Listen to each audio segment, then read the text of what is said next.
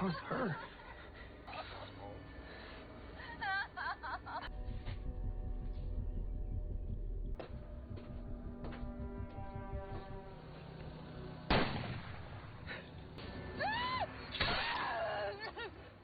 This movie tells of a rebellious teenager named Cassie Vanderbilt whose wild nature increases when her father doesn't care about her life. Then Lucas decides to take his new wife Sarah out of town to spend time together. Okay, without lingering, we just go straight into the contents of the story. At the beginning of the movie we are shown there is a family that is not harmonious. They are all in a cafe before heading to the villa. There Sarah orders chicken salad for her food menu. Then Cassie, who is upset with her father, takes it out on the waiter. Suddenly the father is angry at Cassie for having bad manners. Then they headed to a villa owned by his family. Cassie, who didn't like to see her father remarried to Sarah, was nagging her father throughout the trip. She didn't care about everything Sarah talked about. After that Cassie remembers meeting her friend named Lisa. Cassie vented her anger on a building wall and crossed it out with the phrase, "survive to die." There Lisa would calm Cassie's heart, who was angry at her stepmother. Continuing the story, Cassie did not expect to be taken to a villa in a remote town, but Sarah liked her husband's place, seen Lucas looking for a signal and would inform his sister, who was in the city, that they had arrived at his house, but he did not have a house key and asked for help from the crane.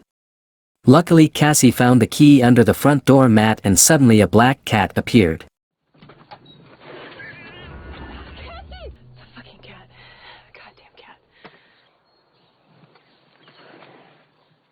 At night they were all eating their dinner, but Cassie, the naughty boy, was still taunting the mother. He said inappropriate sentences to Sarah. Suddenly Lucas, as her husband, was angry because he was not willing to let his wife continue to be taunted by his son. Finally Cassie went to find warmth.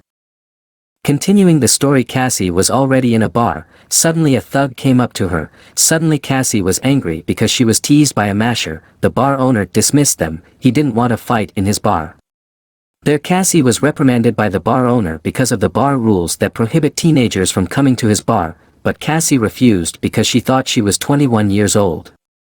After that Cassie went to the couple at the bar. They were named Tucker and Anna. According to Anna, if Cassie must have come from a big city, because it had been a long time since she found someone who came to that remote town. When someone came to her small town, they all only came to hunt animals because there were so many wild animals outside the city. Then there was a rumor that said, if in that town there was a criminal who kidnapped and even killed people who came from big cities. But the curious Cassie also asked the existence of the crime scene to Tucker and Anna. She really wanted to visit that place to find fun. Finally Anna showed her the McKinley family house. Then Cassie came out and was going to check the house, but Anna immediately told Cassie to get back in the car and leave the place. But Cassie didn't care about all the talk and continued to check the haunted house. Then she ventured in to check the contents of the house. Anna and Tucker didn't let Cassie go in alone. Then Cassie found a letter, which said that Mr. McKinley's grandmother had died a few years ago.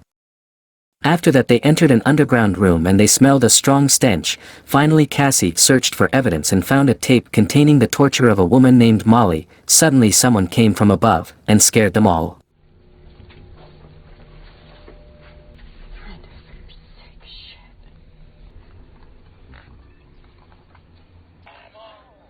That was her.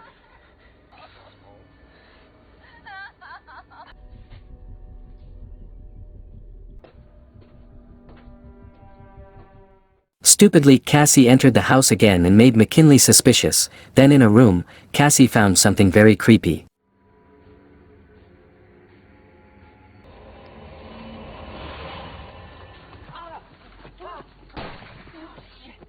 Finally they all managed to escape from the pursuit of the two psychopaths we call Roger and Vinny, but according to Vinny, if they have been marked and will be targeted.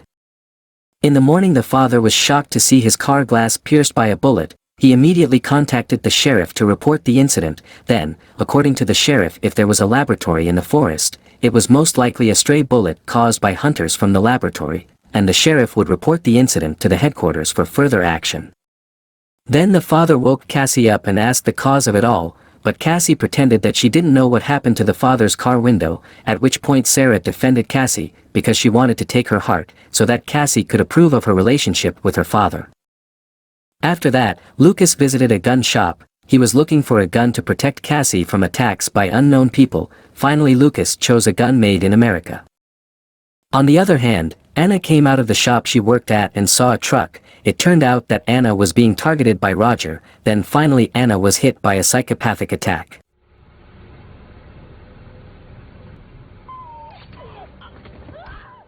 Tucker and Anna were taken to an underground room by Roger. Then, Roger asked Tucker for Cassie's whereabouts. They were chained so they couldn't go far. Then came Vinny cornering Tucker so he would tell Cassie's whereabouts. Finally Tucker didn't last long and told Cassie's house, which was in Vanderbilt. Eventually Tucker and Crane were killed by the psychopath, and their bodies were taken to the pigsty. Then at Lucas's house, Cassie was seen, who was worried about her friends there. Sarah tried to comfort Cassie, but the naughty child ran into the forest. Suddenly the father was worried about seeing his son. There the psychopath had found Cassie, who was lost. Roger was preparing to finish Cassie in the forest. Fortunately, Cassie made it back to her house and talked to her father. Cassie told her father that she really wanted to bring her friend, so she wouldn't be lonely in the village alone, where her father was confused by what Cassie said, because if her friend came, then Cassie would become very wild and naughty. Continuing the story, Cassie is in a bar. She is visited by the sheriff. Then, the sheriff asks Cassie if last night she was with Tucker and Anna drinking together and now they are both missing without news. The sheriff suspects Cassie for the disappearance of Anna and Tucker. After that, when Cassie was at home, Cassie's family had been tortured by Roger. Finally Cassie had been caught by the psychopath. She and Sarah were tied to a chair. Roger emphasized that if Cassie had entered his house without permission, he was very angry and would take revenge on Cassie and her family. On the other hand, the father is being tortured in the yard by Vinny. The cyclist is giving a lecture to Lucas. Fenu, he will try to shoot the apple that is above Lucas's head.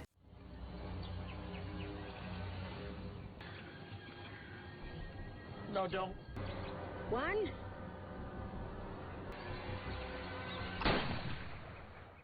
As Cassie was seen contacting the sheriff, she asked the sheriff for help to come to her house immediately, as her family was now being held by cyclist Roger. After that came the sheriff. It turned out that he already knew about the murders committed by the two psychopaths, and he had forbidden Roger to kill people who came from the city. Beauty eye. Roger ignored the sheriff's words. Then Roger opened all the disgrace that the sheriff had, because the sheriff participated in enjoying the girls who had been kidnapped by Roger. Suddenly the sheriff was shot by Vinny from behind and Roger killed the defenseless sheriff.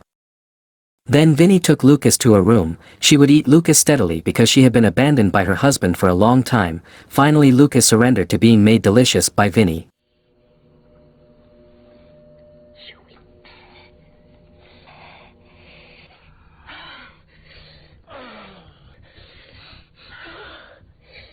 After that, Sarah and Cassie managed to escape while Lucas was fighting with Vinny.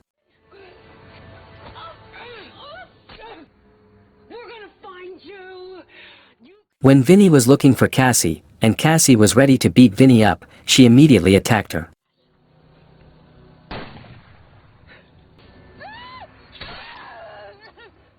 Then Cassie goes to save her father and Roger confronts her, and the fight is inevitable.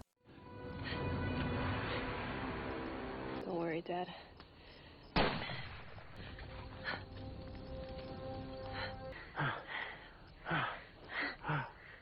At the end of the movie, the Lucas family survived the evil psychopath. Finally they made it to the hospital and returned intact like a family. Okay, the story is finished. Thanks, see you and bye bye.